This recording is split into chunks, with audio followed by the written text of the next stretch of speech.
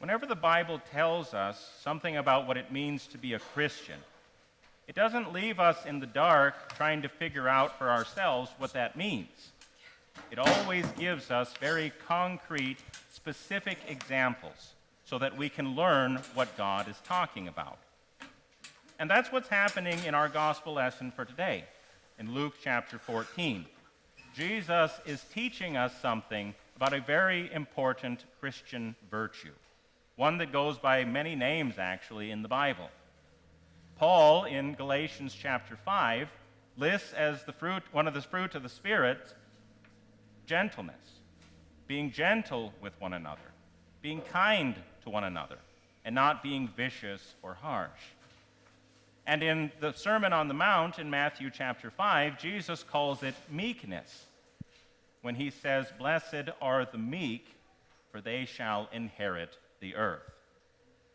And here in Luke chapter 14, Jesus calls it humility, to be humble before God and to be humble before men. And so if we want to learn what Christian humility looks like, we only have to listen to what Jesus has to teach us today. Because Jesus, in our reading for today, is at a party, a very important party, actually, because the Pharisee who invited him is called a leader of the Pharisees. This was a party of the well-to-do. Everybody who was somebody was at this party.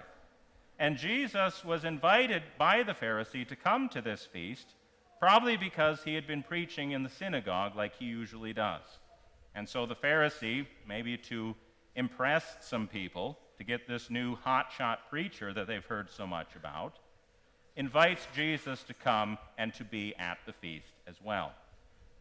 But they're also watching him very carefully, because the Pharisees never do anything without a mixed reason in mind.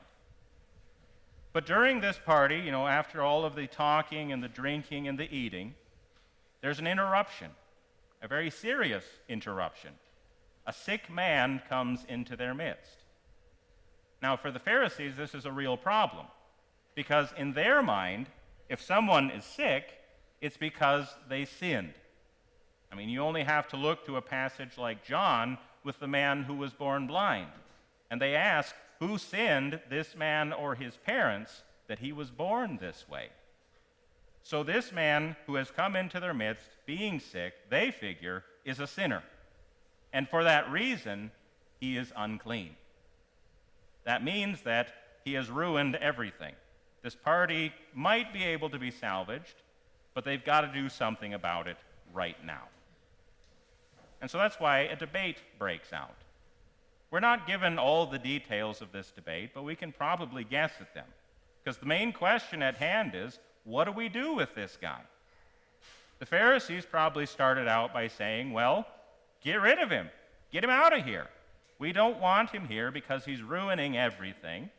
So maybe we can make the best of a bad situation if he just leaves. But Jesus says no. We should help this man. He needs our help. We should take care of him. That's what is the right thing to do here. But the Pharisees come back and say, but it's the Sabbath. You're not supposed to heal people on the Sabbath. That's what we believe and that's what we argue for. You're doing something that is against the law of God. But now we get Jesus' response here. Jesus asked them, is it lawful to heal on the Sabbath or not? Now the Pharisees don't answer, either because they don't know what to say, or what's more likely, Jesus has got them in a corner. They know that he has them beat. And so Jesus does the only thing that should be done in this situation. He heals this man, heals him, and sends him on his way. Now, I think to understand what's going on here too, Christians, and so that we understand everything else that's going on in this passage, we have to understand what this man's problem was. The Bible tells us that he had dropsy. Now, that's not a word we use anymore. But dropsy, basically, is retaining water. We call it by a different name these days. We call it edema. And whenever this happens, it's because the body is holding on to its fluids and it's putting it into places where, frankly, it doesn't belong. And so you would tell that someone has dropsy by the fact that his limbs would be all swollen up, especially his hands, around his belly, and especially around his feet. The body was holding on to as much water as it could and as part of this disorder. But we also know these days that edema or dropsy is not something that happens all on its own. It's usually a result of something else going wrong within the body. So usually like a disorder or a malfunctioning of the liver or the kidneys or even the heart. And as the body tries to compensate for this, it ends up putting all of this water and fluid into places where, frankly, it can't really use it, because the body can't use the water when it's stored up in the hands or in the feet. And that leads to something very unusual, kind of ironic even. Because the body is retaining water, but retaining it in a way that it can't use it, a man with dropsy actually becomes incredibly thirsty. He becomes dehydrated. Now that might sound strange. He's retaining water. How could he become dehydrated? How is he thirsty?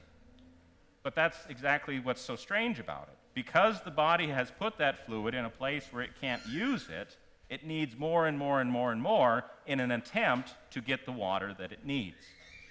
And so even in those times, the ancients had a saying that, as thirsty as a man with dropsy, a thirst which was never quenched, a thirst which never seemed to go away.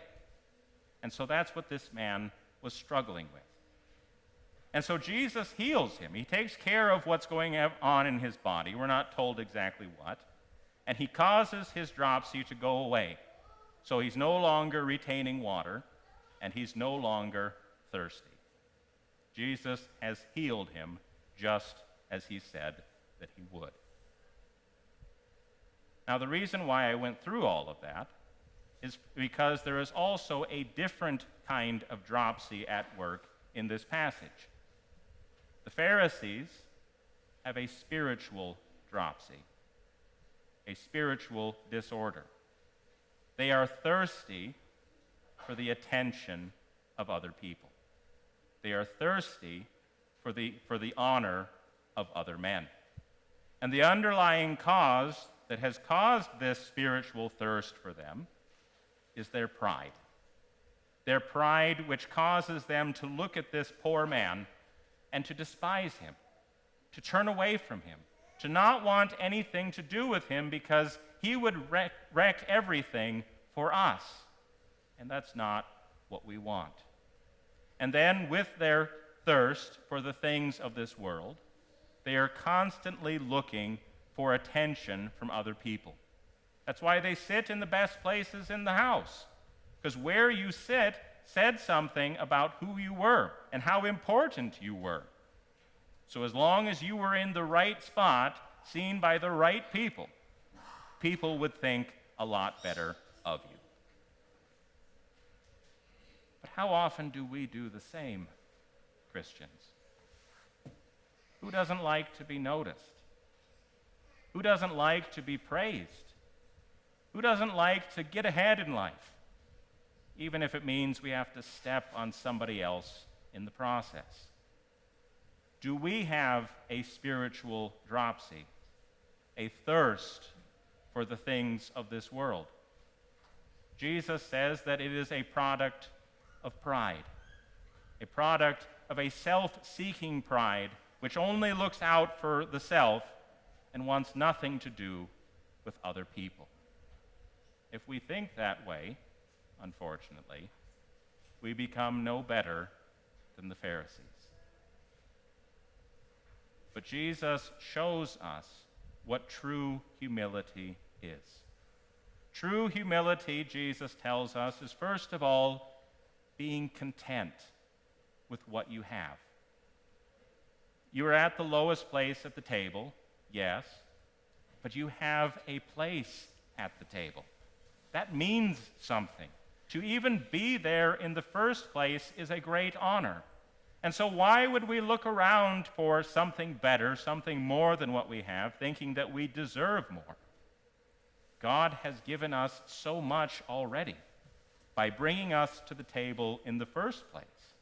And so to be humble, then, is to be content with the things that we already have. Humility is also putting the needs of others before ourselves, just like Jesus did here in this reading, when he saw that poor man and helped him, even though it might mean that he would end up unclean himself. He helped him because that's what that man needed at that moment. Humility is looking out for the needs of each other and taking care of one another first, and then looking to the things of our own. Humility is also letting other people praise us. I don't want you to think that humility means that we can never be praised for anything, as if it was always being down here in the dirt and no one can say anything good about us ever. That's not what humility is. Humility is recognizing that our praise comes from the lips of others, and especially from the lips of God. When God calls to us, "Friend, come up higher," and honors us, then in humility we can come to him, knowing that he has done all of these things for us. So then, Christians, how can we find this humility? How can we grow in this gift of God? Well, the first thing we can do is look to Jesus. Jesus, who is our example. Because Jesus himself is the most humble of all. Because he left heaven, came down to earth, and humbled himself to become one of us, even to the point of going to the cross. He could have stayed up in heaven, and he would have been right to do so. But he lowered himself for our sake, so that we might be saved. And so when we look to him and imitate him, we will know what it means to be humble. We can also look upward to God and consider who God is in all of his glory and his majesty.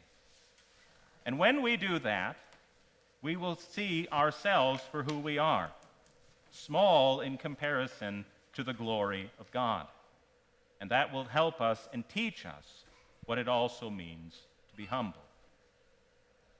And we can also look within to consider our own sin, the pride which we have expressed so many times, and confess that sin.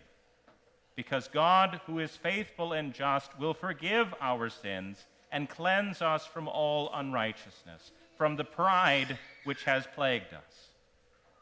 Yes, dear Christians, when we come to Christ and receive his gifts and hear his forgiveness, we will learn what it means to be humble.